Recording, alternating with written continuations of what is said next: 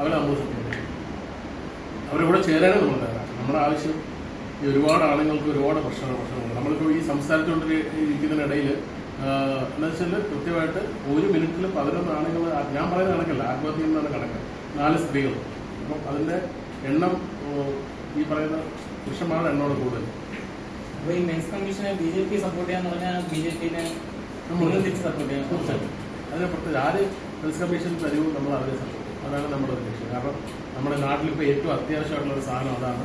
ഒരുപാട് പേര് കള്ളക്കേസുകളിൽ എന്നും പത്രം എടുത്ത് നോക്കുമ്പോൾ കാണാം. എനിക്ക് ഒരു ദിവസം എത്ര കോൾ വരുമെന്ന് അറിയാമോ? സ്വന്തം ഭാര്യ ഭർത്താവിനെതിരെ കൊടുക്കുന്ന കേസ്, ഡിവോഴ്സ് ജയിക്കാൻ വേണ്ടിയിട്ട് മോളെ വെച്ചിട്ട് കേസ് കൊടുക്കും. പിന്നെ വസ്തു തർക്കത്തിൻ്റെ പേരിൽ ആ വീട്ടിലൊരു കൊച്ചുകുട്ടി ഉണ്ടെങ്കിൽ ആ കൊച്ചുകുട്ടി വെച്ചിട്ട് അപ്പുറത്തുള്ളവർക്കെതിരെ കേസ് കൊടുക്കും.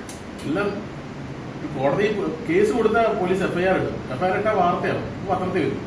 അത് കഴിഞ്ഞ് നിരപരാധി എന്ന് അറിയുമ്പോഴത്തേക്ക് പുള്ളിയുടെ മാനമൊക്കെ ഏകദേശം. അപ്പം നമ്മൾ ഡിമാൻഡ് ചെയ്യുന്നത് ഈ കുറ്റം തെളിയിക്കപ്പെടുന്നവരെ പ്രതി എന്ന് പറയുന്ന ആളുടെ പേരും അഡ്രസ്സും ഒന്നും പുറത്തു വിടാതിരിക്കണം. കുറ്റം തെളിയിക്കപ്പെട്ട ശേഷം തീർച്ചയായിട്ടും പുറത്ത് കാണിക്കാറുള്ളൂ. ഈ ഒരു ന്യൂനതയാണ് ആൾക്കാർക്ക് ഇഷ്ടം. പെട്ടെന്ന് ഈ ഭീഷണിപ്പെടുത്തി കേസൊക്കെ കൊടുക്കുന്നത് എന്തിനാണ്? പത്രത്തിലും ചാനലൊക്കെ വാർത്ത ഒന്നും മാറുമല്ലോ, അതിന് വേണ്ടിയിട്ട്. അപ്പോൾ അതൊന്നും ഒഴിവാക്കുക എന്നുള്ളതാണ് നമ്മുടെ മെയിൻ റെക്കമെൻഡേഷൻ. പിന്നെ അതുപോലെ കള്ളക്കേസിൽ പെടുത്തുന്നവർക്ക് 50 ലക്ഷം രൂപ വരെ ഫൈൻ ചെയ്യണമെന്നൊക്കെ പറഞ്ഞിട്ട് നമ്മുടെ രാജ്യസഭയിൽ ആം ആദ്മി MP ബില്ല് അവതരിപ്പിച്ചിട്ടുണ്ട്. അത് അപ്രൂവായി വരികയാണെങ്കിൽ ചരിത്രത്തിൽ വലിയ നേട്ടമായിരിക്കും. സെൻട്രലിൽ ഇത് വരുമ്പോൾ കേന്ദ്ര ഗവൺമെൻറ് കീഴിൽ വന്നു കഴിഞ്ഞാൽ വളരെ നല്ലതായിരിക്കും. സ്റ്റേറ്റ് ഗവൺമെൻറ്റിൻ്റെ കീഴിലും അതിൻ്റെ ബോഡീസ് ഉണ്ടാവും.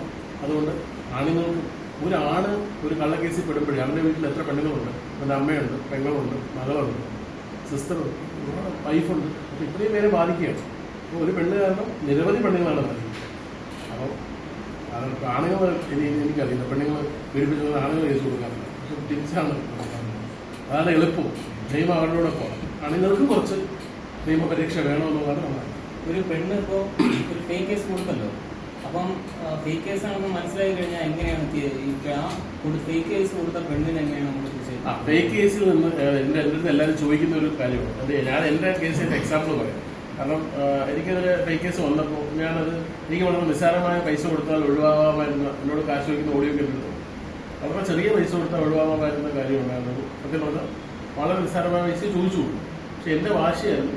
ഞാൻ പറഞ്ഞാൽ 1 രൂപ തരത്തില്ല, അത് എത്ര ഫൈറ്റ് ചെയ്താലും തരില്ല എന്നുള്ളത്. ഞാൻ ഫൈറ്റ് ചെയ്യും. അപ്പോൾ ആരും നിങ്ങൾ ഇതുപോലുള്ള ഫേക്ക് കേസ് വന്നാൽ സാമ്പത്തികമായിട്ടുള്ള കാര്യങ്ങൾ ചോദിക്കുകയാണെങ്കിൽ അതിന് വശംവദരാകരുത്. നിങ്ങളുടെ ഭാഗത്ത് ന്യായമുണ്ടെന്ന് നിങ്ങൾക്ക് ഉറപ്പുണ്ടെങ്കിൽ നിങ്ങൾ എന്ത് ചെയ്യണം? നിങ്ങൾ നല്ലൊരു നിയമോപദേശം നേടണം. അതറിയാമെന്നുള്ളവരെ കുറിച്ച് അവരോട് ചോദിക്കുക. അല്ലെങ്കിൽ നല്ലൊരു അഡ്വക്കേറ്റിനെ കാണുക. അപ്പോൾ അഡ്വക്കേറ്റിനെ കാണണമെങ്കിൽ ഒന്നും നിവൃത്തിയില്ല, അല്ലെങ്കിൽ അഡ്വക്കേറ്റ് വയ്ക്കാനുള്ള സാമ്പത്തിക ശേഷി ഇല്ലെങ്കിൽ തീർച്ചയായും നമ്മളെ ബന്ധപ്പെടാം. നമ്മൾ ഫ്രീ ആയിട്ട് അഡ്വക്കേറ്റിന് തരും, കൗൺസിലിംഗ് തരും. നമ്മൾ മെൻസ് കമ്മീഷൻ്റെ വെബ്സൈറ്റിലോ അല്ലെങ്കിൽ നേരിട്ട് മെസ്സേജ് അയച്ചാലും നമ്മൾ റിപ്ലൈ കൊടുക്കാറുണ്ട്, വിളിച്ചാലും കൊടുക്കാറുണ്ട്. അപ്പോൾ അതിനെ നമ്മൾ നിയമത്തിന് ഇതുപോലെ തന്നെ ഈ 1000 കുറ്റവാളികൾ അവരെ നമുക്ക് എന്തെങ്കിലും ചെയ്യാൻ പറ്റും? തീർച്ചയായിട്ടും ചെയ്യാൻ പറ്റും. അതാ ഈ പറഞ്ഞത്. അപ്പോൾ നമ്മൾ നിയമപരമായിട്ട് കേസ് നമ്മൾ ഫൈറ്റ് ചെയ്ത് ചെയ്യണം. വൺസ് നമുക്ക് അനുകൂലമായിട്ടുള്ള കോടതി വിധി വന്നാൽ നമുക്ക് അവർക്കെതിരെ ഡീഫമേഷൻ എന്ന് പറഞ്ഞ ഒരു സാധനം കൊടുക്കും. ഡിഫമേഷൻ കൊടുത്തു കഴിഞ്ഞാൽ അത് ഓരോ ആളുടെ സൊസൈറ്റിയിലുള്ള ഇതുപോലെ ഇരിക്കും. ഇപ്പം ഒരു എക്സാമ്പിൾ പറയുന്നത്, ഇപ്പം ഒരു ലാലേട്ടനെതിരെ ഒരു എക്സാമ്പിൾ അല്ല. ഇപ്പം ഒരാൾ കള്ളക്കേസ് കൊടുത്താൽ അദ്ദേഹത്തിന് വേണമെങ്കിൽ 100 കോടിക്ക് വേണമെങ്കിൽ ഡിഫമേഷൻ കൊടുക്കും. കാരണം അദ്ദേഹത്തിന്റെ ബ്രാൻഡ് വാല്യൂ, ഓരോ ആൾക്കാരുടെ ബ്രാൻഡ് വാല്യൂ അനുസരിച്ചാണ് ഡിഫമേഷൻ കൊടുക്കുന്നത്.